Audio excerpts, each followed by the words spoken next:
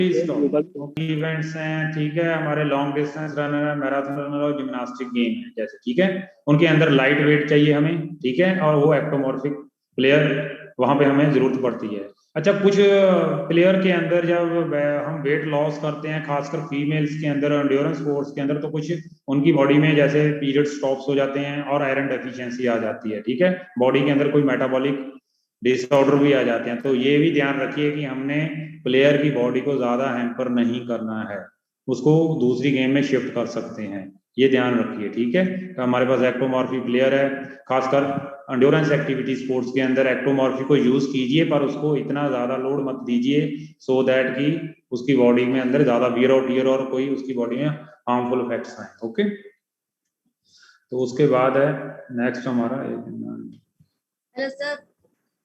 हाँ ओके, तो एंडोमॉर्फी बॉडी कैसी दिखती है? हाँ मधुबाला बोलिए। सर जो पीछे स्लाइड हुई इनमें से एक क्वेश्चन है सर, पूछ सकते हैं सर? हाँ हाँ बोलिए बोलिए क्विकली। सर आपने बोला कि एंडोमॉर्फिक में वो वेट जल्दी गेन कर सकते हैं और लूज भी जल्दी कर सकते हैं सर। हाँ, in the form of fat, ठीक है, और उनके अंदर क्योंकि जैसे उनका डाइजेस्टिव सिस्टम है जो उनका बॉडी का है, वो इजीली वेट गेन कर सकें in the form of fatty tissue, जैसे सुमो रेसलर्स हम तैयार करते हैं, और वेट लॉस भी कर सकते हैं, ठीक है, अगर उनको हम अच्छे से ट्रेनिंग देंगे, क्योंकि उनका फ्लक्चुएट, और एक्टोमॉर्फी के अंदर नहीं कर सकते। स्पोर्ट्स प्लेयर है सर, वो जल्दी मतलब लूज कर सकते हैं, जो नॉर्मल होते हैं सर वो जल्दी। वो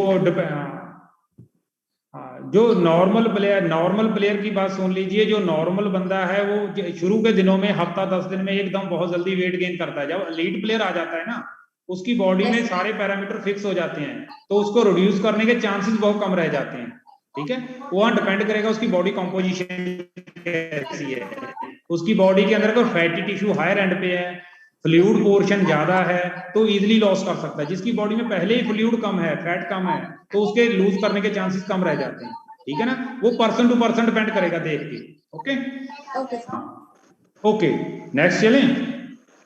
ओके, एंडोमॉर्फी बॉडी ऐसी बॉडी दिखेगी आपको जिनकी राउंडनेस बॉडी है, ठीक है, शेप आप देख सकते हैं, लिम्स का साइज छोटा होगा और वाइडर हिप्स होंगे। नेक्स्ट वन है आपका मीजोमॉर्फिक, जो बॉडी है आपकी, जो मसल और बोन्स हैं प्रोपोर्शन में हाई है, लार्ज ट्रंक है, हैवी चेस्ट है, ब्रॉड शोल्डर और नैरो हिप है। ओके, नेक्स्ट वन है एक्टोमॉर्फिक। किसी की आवाज आ रही है भाई, काइंडली बंद कर लीजिए। ओके ओके, हाँ बाकी सभी चुप रहिए, मैं उसको जिसको आवाज दिया है वही अपनी बंद कर लीजिए। Okay, a person with an ectomorphic body shape as a lean fragile delicate body, देखिए इनकी बोन्स निकली हुई हैं, डेलिकेट बॉडी है, स्मॉल बोन्स हैं, नैरो बोन्स हैं, और शोल्डर और हिप भी नैरो हैं, ठीक है। अगे इंडोमॉर्फी प्लेयर्स की कैसी कैसी गेम्स में कैसे कैसे प्लेयर्स होते हैं, जैसे अभी आपने पूछा था इंडोमॉर्फी प्लेयर कौन सी गेम में होते हैं, जैसे पावर इवेंट्स होते हैं, स्ट्रेंथ इवेंट्स होते हैं, जैसे रग्बी के प्रो फॉरवर्ड्स हैं, शॉर्ट पुटर्स हैं, पावर लिफ्टर हैं, सुमो रेसलर्स हैं, ये इंडोमॉर्फी कंपोनेंट हायर एंड पे होता है, पर साथ में मीजोमॉर्फी मस्कुलेचर भी होता है। ओनली इंडोमॉर्फी फैट से स्पोर्ट्स नहीं फाइट किया जा सकता, कोई भी स्पोर्ट्स, ठीक है, पर इनका इंडोमॉर्फी कंपोनेंट इनके अंदर हायर होता है। ओके, मीजोमॉर्फी अंदर कौन से गेम्स के अंदर आते हैं, जैसे मेल जिम्नास्टिक हैं, स्प्रिंटर्स हैं हमारे पास, ठीक है, तो ये मिडल वेट कैटेगरी के जैसे हमारे वेट लिफ्टर्स हैं, ठीक है, और रेसलर्स हैं, जूडो के प्लेयर्स हैं, बॉक्सिंग के प्लेयर्स हैं, वो आ जाते हैं, ठीक है। एक्टोमॉर्फी के अंदर लॉन्ग डिस्टेंस रनर्स हैं, मैराथन रनर है, ट्राइथलीट्स हैं, ठीक है, ट्राइथलिन एक इवेंट होता है जिसमें 3 स्पोर्ट्स होती हैं, कौन सी, एक साइकिलिंग, एक क्रॉस कंट्री और एक स्विमिंग, 3 इवेंट्स होते हैं इसके अंदर। इसी तरह पेंटाथलॉन है, 5 इवेंट्स हैं। अच्छा, अभी ट्राइथलीट्स के बारे में अगर बात करें तो triathletes are more muscular than runners, देखिए इनके अंदर रनिंग इवेंट भी है, साइकिलिंग भी है, स्विमिंग भी है, पर ये मस्कुलर रनर से ज्यादा होंगे, क्योंकि क्रॉस कंट्री भी इन्होंने करनी है और इन्होंने साइकिलिंग भी करनी है और स्विमिंग करनी है, पर इनकी जो लेग्स हैं वो साइकिलिस्ट से कम डेवलप होंगी, क्योंकि साइकिलिस्ट की थाई और लेग्स ज्यादा डेवलप होती हैं, और अपर बॉडी स्विमर की बहुत बढ़िया डेवलप होती है, पर इनकी स्विमर से कम अपर बॉडी डेवलप होगी, ठीक है। तीनों का कॉम्बिनेशन है, तो इसको उस गेम करने के लिए तीनों का कॉम्बिनेशन लेके चलना पड़ेगा, ठीक है। तो इनकी बॉडी लो बॉडी वेट इंप्रूव, जैसे लाइट वेट रनिंग के लिए उनको लाइट वेट चाहिए, ठीक है, साइकिलिंग के लिए भी, और power to weight ratio maintain करनी पड़ेगी इन तीनों इवेंट्स को देखने के लिए। तो वैसे ही हमें इनकी स्मैटोटाइप देखनी पड़ेगी कि वो एक्टोमॉर्फी भी हो और मीजोमॉर्फी भी हो और एंडोमॉर्फी लोअर एंड पे हो। ओके, हॉकी प्लेयर्स के अंदर लेग लेंथ छोटी होती है, जितनी लेग लेंथ ज्यादा बढ़ जाएगी उनको झुकना पड़ेगा, तो बैक इंजरी आने के चांसेस हैं। ठीक है, और उनकी स्पीड और एरोबिक जो ये एक फिजियोलॉजी का या ट्रेनिंग मेथड का पार्ट है वो भी मस्त हम ध्यान में देखेंगे। नेक्स्ट है स्विमर्स। लंबी उनकी लॉन्ग आर्म्स और लेग्स की लंबे होंगे, जितना लिवर लेंथ ज्यादा होगी बॉडी से उतना स्विमिंग के अंदर फोर्स ज्यादा वो पानी के अंदर जनरेट कर पाएंगे। और बिग हैंड और फीट, लास्ट लेक्चर में भी हमने पिक्चर के जरिए भी माइकल फिलिप्स का भी देखा था, उतना वो बढ़िया फास्ट कर सकते हैं। ओके, डिस्टेंस रनर्स के अंदर बॉडी लोअर लेवल का फैट होगा और सो दैट उनकी जो एनर्जी है वो कंजर्व करके रखेंगे, जो जितना उनका बॉडी वेट लेस होगा। मस्कुलर आइडियल होगा, will be slow twitch fibre होंगे, that is a part of physiology, उतना उनकी एंड्योरेंस एक्टिविटी के लिए ज्यादा सही होगा। तो ये एक्टोमॉर्फिक बॉडी पाई जाएगी। ये ecto with dominate by mesomorphy, mesomorphy component dominate है, लॉन्ग लेग्स और आर्म्स लेंथ में ज्यादा है तो एक्टोमॉर्फी कॉम्बिनेशन होगा और एंडोमॉर्फी लोअर एंड पे होगा। स्प्रिंटर के अंदर देखते हैं हाईली मस्कुलर होंगे, लोअर लेवल का फैट होगा, एक्सप्लोसिव पावर है, मसल्स के अंदर फास्ट ट्विच फाइबर है। Height does not matter, height matter नहीं करता क्योंकि हम यहाँ पे स्ट्राइड लेंथ देखना है कि 5'10" से लेके 6'6" तक हमें स्प्रिंटर मिल जाते हैं 100 मीटर पे, तो वहां पे हम देखते हैं कि स्ट्राइड लेंथ के साथ स्ट्राइड फ्रीक्वेंसी कैसी है। ठीक है, कि कितनी फ्रीक्वेंसी उसकी स्ट्राइड लेंथ की है और स्ट्राइड उसकी लेंथ कितनी है, दोनों का कॉम्बिनेशन देखेंगे। ट्रंक लेंथ इनके अंदर कम होगा। ओके, तो नेट बॉल पे प्लेयर्स हैं, जैसे बास्केटबॉल से ही निकला हुआ गेम है, जहां मिड कोर्ट जो मिड कोर्ट के अंदर खेलते हैं और जो एंड कोर्ट पे खेलते हैं उनके बॉडी के अंदर क्या डिफरेंस होगा। ये थोड़ो से जो एंड कोर्ट वाले प्लेयर हैं ये एक्टोमॉर्फी की तरफ होंगे और जो मिड कोर्ट वाले हैं इनकी हाईली पावरफुल लेग्स और अपर आर्म होंगी, मसल्स होंगे, स्प्रिंटिंग एबिलिटी है, ये थोड़े से ज्यादा मीजोमॉर्फिक होंगे, एक्टोमॉर्फी कम होंगे। ये एक्टोमॉर्फी डोमिनेट करेंगे और मीजोमॉर्फी थोड़ा सा कम होंगे, थोड़ा सा उल्टा पाया जाएगा दोनों के एक ही गेम के अंदर, टू डिफरेंट पोजीशंस के अंदर। जैसे फुटबॉल हॉकी की एग्जांपल बताता हूं कि 4 टाइप ऑफ पोजीशंस है, जैसे फॉरवर्ड है, मिडफील्डर है, डिफेंडर और गोलकीपर है। तो चारों के अंदर हम देखते हैं कि डिफेंडर सबसे ज्यादा हैवी होंगे, ठीक है, वो ज्यादा इंडो की तरफ होंगे और मीजोमॉर्फी कंपोनेंट दूसरे नंबर पे होगा। गोल कीपर हैं जो वो एक्टोमॉर्फिक होंगे, उनकी बॉडी की डायमेंशन ज्यादा लेंथ में ज्यादा होंगी, ठीक है, क्योंकि उन्होंने रीच ज्यादा होनी चाहिए, गोल को सेव करना है। अगर हम बात करें फॉरवर्ड की तो वो लंबे भी होंगे, छोटी हाइट वाले भी होंगे, वो एक्टो भी होंगे, मीजोमॉर्फी होंगे। मिडफील्डर हैं जो सबसे ज्यादा उनकी मूवमेंट रहती है, वो सबसे ज्यादा क्या होंगे, लाइट वेट होंगे, एक्टो की तरफ होंगे और प्लस मीजोमॉर्फी होंगे। इसी तरह अगर वेट लिफ्टर की बात करें तो उनकी जो लिम्स की लेंथ है छोटी होगी। अब क्या होगा, यहाँ पे एक्टोमॉर्फी उनकी कम हो जाएगी, वो लीननेस कम हो जाएगी, वो हैवी होंगे, स्टोर्ड बॉडी होगी, जैसे हमने एक वेट लिफ्टर का आपको पिक्चर दिखाया था। हाइट भी कम होगी, लिम्ब लेंथ भी कम होगी, ट्रंक लेंथ ज्यादा होगी, सो दैट उन्होंने वेट लिफ्ट करना अगेंस्ट द ग्रेविटी। ठीक है, और जब उन्होंने शॉर्ट आर्म के जरिए जब वेट उठाते हैं तो एक आर्क बनती है, जब यहाँ से वेट लिफ्ट करके ऊपर तक स्नैच जर्क के लिए जाते हैं तो जितनी आर्क रिड्यूस होगी, बॉडी से नजदीक वेट होगा, वो क्या होगा, वो जल्दी उसको इजीली उठा सकते हैं, लिफ्ट कर सकते हैं। नेक्स्ट जिम्नास्टिक है, जिम्नास्टिक की ट्रंक लेंथ है, जो टोटल बॉडी की जो हाइट है, एक लेग लेंथ है, एक ट्रंक लेंथ है आपकी, उनकी ट्रंक लेंथ ज्यादा क्या होगी, लिम्स लेंथ ज्यादा होगी, ट्रंक लेंथ कम होगी, सो दैट उन्होंने अपने बॉडी को लिफ्ट करना है, लाइट वेट होंगे और ये एक्टो और मीजो का कॉम्बिनेशन होगा। ठीक है, तो यहाँ पे हमने इनकी फैट लोअर एंड के ऊपर होगी और मस्कुलेचर ज्यादा होगा, सो दैट कि वो इजीली अपनी बॉडी को रोटेट कर सकें। जैसे दो इवेंट्स होते हैं, आर्टिस्टिक और रिदमिक जिम्नास्ट, ठीक है, दोनों के अंदर उनकी स्कोरिंग होती है।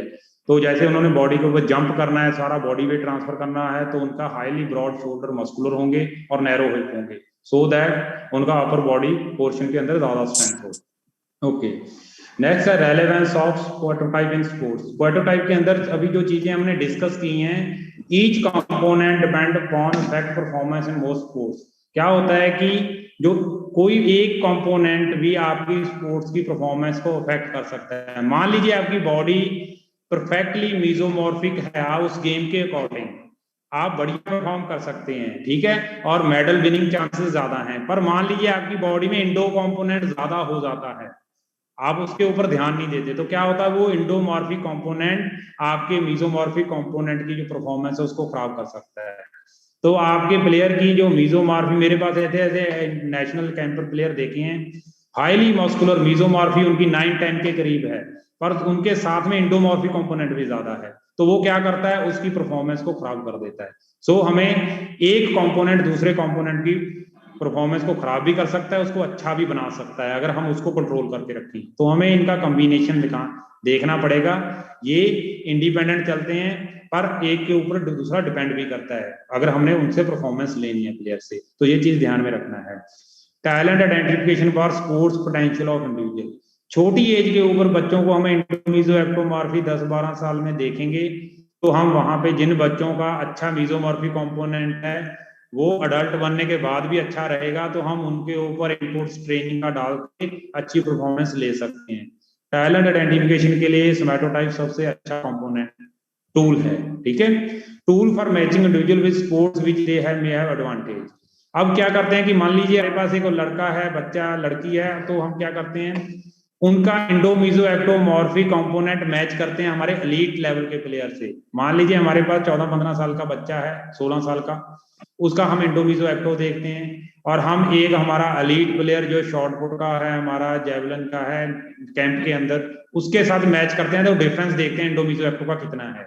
तो हम क्या ट्रेनिंग करके वहां तक मैच कर सकते हैं, वैसा इंडोमीजोएक्टो बनाएंगे तो मेडल विनिंग प्रोबेबिलिटी बढ़ जाती है हमारे उस एथलीट की। Okay, tool for determining training goals, हमें ट्रेनिंग के जरिए ये चीजें अचीव करनी है कि हमारे बच्चे का इंडोमीजोएक्टो देख के हम ट्रेनिंग गोल अचीव, हमने बच्चे का अगर मीजोमॉर्फी अच्छा है तो ट्रेनिंग गोल का टाइम कम हो जाएगा, अगर इंडो को ज्यादा है तो फैटी टिश्यू ज्यादा है, उसको भी हमने ट्रेनिंग के जरिए कम करना है, तो हमारा ट्रेनिंग पीरियड ज्यादा हो जाएगा। तो वैसे हम अपने ट्रेनिंग गोल डिसाइड कर सकते हैं कि बच्चे को साल 1.5 साल के अंदर कितना पीक आउट करेगा, कितनी इससे परफॉर्मेंस ले सकते हैं आउटकम। ओके, और इससे लास्ट पॉइंट है अफेक्ट्स बॉडी इमेज और सेल्फ एस्टीम। जब प्लेयर का एक ट्रेंड एथलीट है, तो आजकल मोस्टली प्लेयर दिखना भी अच्छा चाहते हैं, उनकी लुक्स जो है, बॉडी की इमेज है, तो क्योंकि सारे टीवी चैनल्स या मीडिया उनके ऊपर नजर रहती है जो हमारे टॉप एथलीट्स हैं, तो अपनी बॉडी की इमेज, लुक्स है, वो एक सेल्फ एस्टीम होती है, उसको बनाए रखने के लिए भी सोमैटोटाइप कंपोनेंट के ऊपर काम करते हैं, ठीक है। ये सबसे इंपॉर्टेंट बुक है एक लिटरेचर के अंदर, जो physical structure of Olympic athletes, जो सबसे पहले ये काम कार्टर ने, ये बुक हमारी 1984 की बुक है ये, इसके ऊपर सभी एथलीट्स का आपको ओलंपिक एथलीट का डाटा मिल जाएगा, ठीक है, तो आप ये सर्च कर सकते हैं, ऑनलाइन मंगवा भी सकते हैं। ओके, तो नेक्स्ट लेक्चर मैं स्टार्ट कर रहा हूँ, अभी हमारे पास जस्ट 17 मिनट्स हैं, जो आपने रिक्वेस्ट किया था last time, method of estimation body composition, ठीक है। तो ये एंथनी मैडम ने हमारे क्लास लिया था, तो वहां पे आप कंटिन्यू रखिए, लीव मत कीजिए। इसकी 10-15 स्लाइड्स हैं, हम इसको 15-20 मिनट में खत्म करते हैं। तो दो तरीके से आपकी बॉडी को मेजर किया जा सकता है, एक डायरेक्ट मेथड्स हैं और एक इनडायरेक्ट मेथड्स हैं। डायरेक्ट मेथड्स हैं कि हमारे किसी को बॉडी मिली है, डेड बॉडी मिली है, उसको एक फिजिकल एग्जामिनेशन करते हैं, जैसे सर्जरिकली बॉडी को कट लगाया, सभी बॉडी के ऑर्गन्स निकाले, उनको देखा, एनालाइज किया कि हार्ट का कितना साइज है, लंग्स का कितना साइज है, कि इंटेस्टाइन का कितना वेट है, साइज है, ब्लड कितना है बॉडी के अंदर, एस्टिमेशन लगाते हैं डॉक्टर्स, जैसे पोस्टमार्टम करते हैं। ओके, तो that is a physical dissection. दूसरा है केमिकल डाइसेक्शन, डेसोल्यूशन।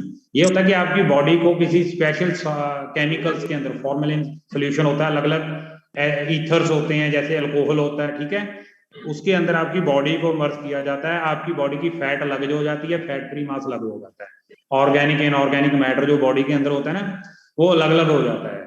तो वहां से आपके बॉडी के कंपोनेंट, जैसे आपकी हड्डियां अलग हो जाती हैं, फैटी टिश्यू जो डेड बॉडी होती है उसके ऊपर हम एसिड लगा देते हैं, तो एसिड हमारी बॉडी को जाल देता है ना, इसी तरह ईथर्स आते हैं, वो आपकी बॉडी के ऊपर केमिकल डालते हैं, तो आपकी बॉडी का फैट फ्री मास अलग अलग हो जाता है, बोन्स अलग हो जाती हैं जो डेड बॉडी होती है। तो इसका एक ये है कि आप डेड बॉडी के ऊपर ही काम कर सकते हैं, डायरेक्ट मेथड है कि आपकी बॉडी में कितना फैट है, कितना मसल है, कितना बोन है, और उनको आप तोल के माप सकते हैं, उनको मेजर कर सकते हैं, ठीक है। पर इसके लिए हमें डेड बॉडीज चाहिए। दूसरे इनडायरेक्ट मेथड है कि आप लिविंग बंदों के ऊपर काम कर सकते हैं। किसी बंदे को पानी के अंदर डुबो के, किसी एक चैम्बर है बॉड पॉड, एक ड्यूल एक्सरो, एक एक्सरे की मशीन है, डेक्सा बोलते हैं, BIA, एक इलेक्ट्रिक करंट बॉडी में दड़ाया जाता है।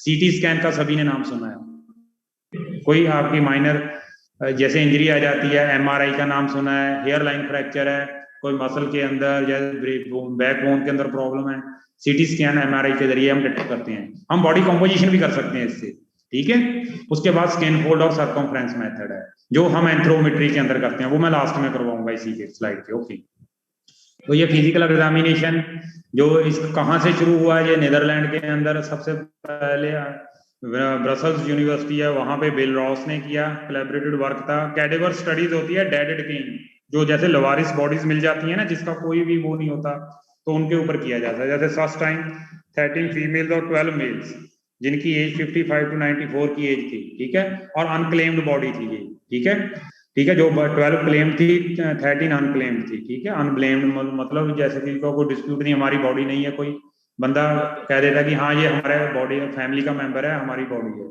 तो हमें दे दीजिए, ठीक है। तो ये ऐसे उन्होंने स्टडी की।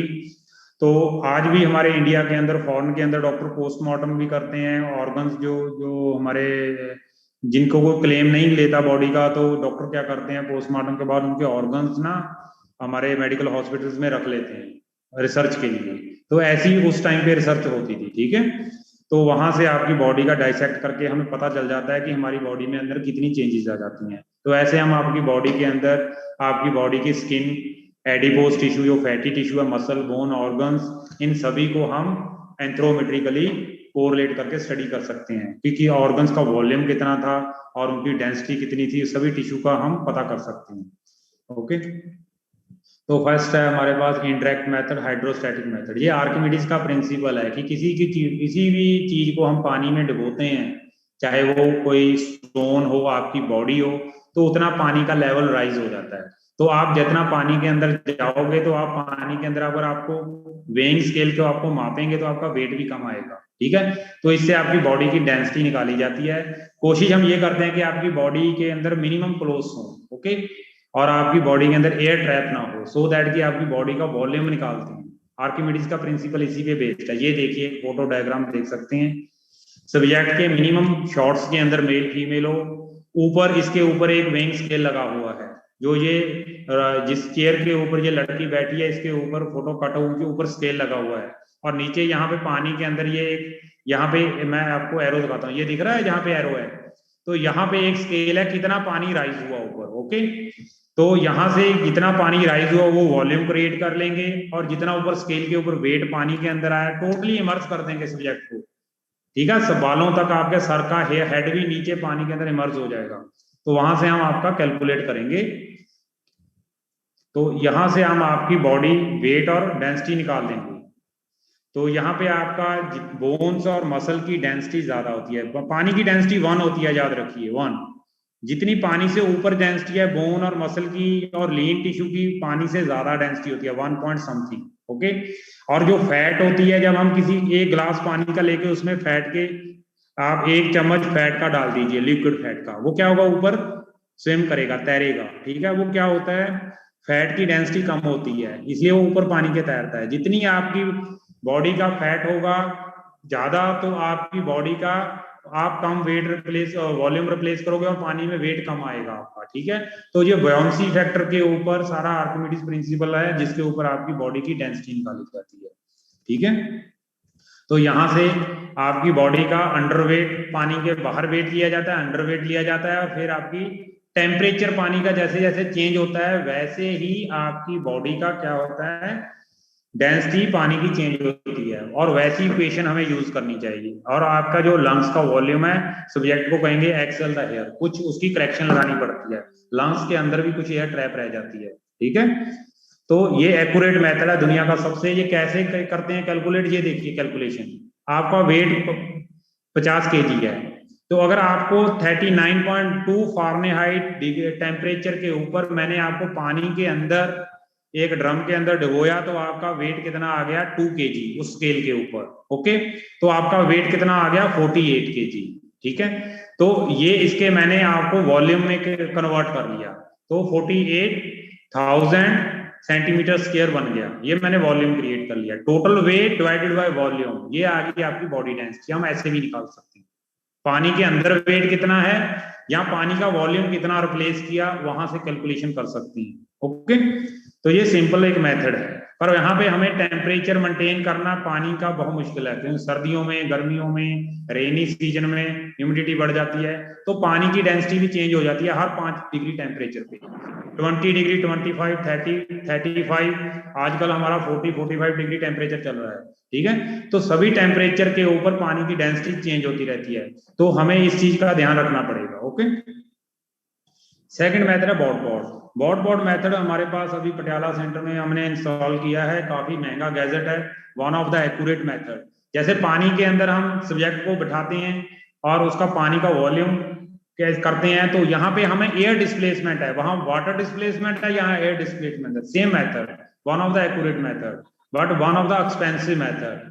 ये हमारा 70 लाख के करीब ये गैजेट है हमारा जो बॉट है। ओके, ये इसको हम और क्या बोलते हैं, एयर डिस्प्लेसमेंट मेथड और प्लेथियोग्राफी मेथड भी बोलते हैं, एयर प्लेथियोग्राफी मेथड। इसके जरिए हम क्या करते हैं, आपके बॉडी की जो मेजरमेंट है, जो स्मॉल चेंज भी है वॉल्यूम के अंदर इनसाइड द चैम्बर, वो भी नोट की जाती है। पहले आपको सब्जेक्ट को इसके अंदर बिठाया, खाली चैम्बर को मेजर किया जाता है, उसके बाद सब्जेक्ट को बिठा के फिर इसका वॉल्यूम कैलकुलेट किया जाता है। तो ऑटोमेटिकली कंप्यूटर के ऊपर आपका वॉल्यूम और टोटल बॉडी वेट, हमारे पास एक वेइंग स्केल है इनका, काफी एक्यूरेट है, उससे आपका वेइंग स्केल किया जाता है और कंप्यूटर सारा कुछ अपने आप कैलकुलेट करता रहता है। ओके, तो आपकी यहां से भी बॉडी डेंसिटी निकलेगी और बॉडी डेंसिटी निकलने के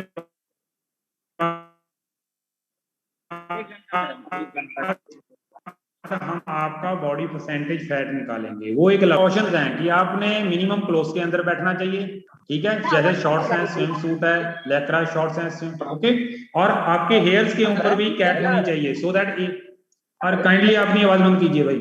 ओके, एनीवन जो बोल रहा है। ओके, नेक्स्ट है कि आपके जो हेयर्स हैं हेड के ऊपर या दाढ़ी मूछ है, तो वहां पे आपने कोई कवर लगा लेना है टाइट, सो दैट कि वहां एयर ट्रैप रह जाती है, जिसकी वजह से आपकी मेजरमेंट वॉल्यूम की गलत हो सकती है। और दूसरा, 4-5 घंटे पहले आपने कुछ नहीं खाना टेस्ट से, ठीक है, और 4-5 घंटे पहले मान लीजिए आपने कोई एक्सरसाइज नहीं करना या ड्रिंक भी नहीं लेना है, और आपने कोई हाई इंटेंसिटी वेट ट्रेनिंग भी 12 आवर्स बिफोर, इसके पहले आपकी नहीं होनी है, बॉडी रिलैक्स होनी चाहिए 12 hours before for this test. Okay, तो इसके अंदर भी एरर है, ये 100% इतना एक्यूरेट ये भी नहीं है, 2 to 2.7% फैट की एरर इसमें भी रहती है। ठीक है, तो ये एक इजी और क्विकेस्ट मेथड है, पर काफी महंगा मेथड है। हाइड्रोस्टैटिक से ये अच्छा है, क्योंकि कई प्लेयर हाइड्रोफोबिया होता है, पानी से डरते हैं, कोल्ड वेदर में पानी के अंदर नहीं जाना चाहते, तो ये मेथड ज्यादा बढ़िया है हाइड्रोस्टैटिक मेथड से, बट एक्सपेंसिव मेथड है और उतना ही एक्यूरेट है हाइड्रोस्टैटिक से। Okay, next is DEXA. ये आपकी बॉडी के अंदर ये एक ऊपर सब्जेक्ट को यहाँ लिटा दिया जाता है और उसके ऊपर आपकी ये ऊपर वाला जो रॉड है ये घूमती है और आपकी बॉडी को स्कैन करती है।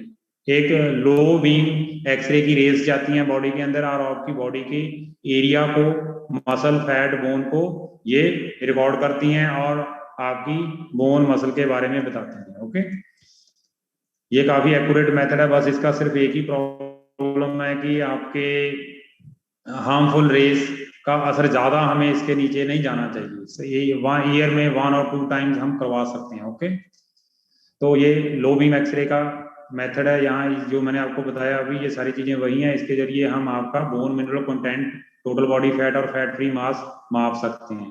काफी एक्यूरेट मेथड है, रिलायबल है, डॉक्टर्स मोस्टली फॉरेन कंट्रीज के अंदर इसी मेथड से यूज करते हैं और ये टेक्निकली ज्यादा साउंड मेथड भी है। ठीक है, फास्टर है, इजिली हम इको फ्रेंडली कहते हैं, यूजर फ्रेंडली कह सकते हैं, subject easily anybody operated easily. Okay, इसकी लिमिटेशन ये है कि जो बहुत ज्यादा मोटे लोग होते हैं, क्योंकि उनका साइज इतना बड़ा हो जाता है, वो इस जो प्लेटफॉर्म से बाहर चले जाते हैं, जिसकी वजह से उनका एक्यूरेटली मापना मुश्किल हो जाता है। ओके, इस तरह से सब्जेक्ट को लिटाया जाता है।